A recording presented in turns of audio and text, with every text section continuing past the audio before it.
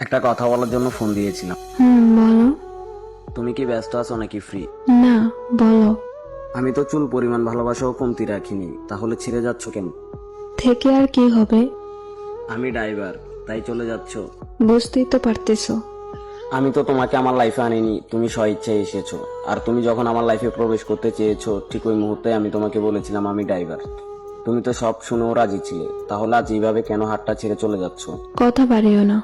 তোমায় নিয়ে আমার দেখা হাজারো স্বপ্ন এইভাবেই ভেঙে যাবে? কি হবে আজ ভেঙে দিলে? এইভাবে আঘাতটা করতে পারলা?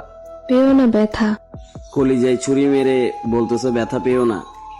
আসলে আমার সবচেয়ে বড় ভুল কি ছিল জানো? তোমাকে আমার নিজের চেয়েও বেশি ভালোবাসা। বুঝবে একদিন, সময় হলে।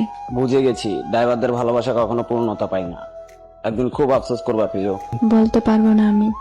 আমি এখনো বলতেছি, প্লিজ এভাবে হাতটা ছেড়ে যেও না। সফলতা একদিন আমিও আনবো, সময় আমারও ভালো হবে। কষ্ট পেও না। জীবনটা আমার রাতের মতো অন্ধকার হয়ে যাবে। আলো আবার আসবে। আচ্ছা, আমার একটা কথার আনসার দিয়ে যাও। বলো, কি জানতে চাও? আজ শুধু পেশায় ড্রাইভার বলে এভাবে নিখুঁতভাবে আমাকে ঠকিয়ে কোনো প্রতিষ্ঠিত ছেলের কাছে চলে যাচ্ছ।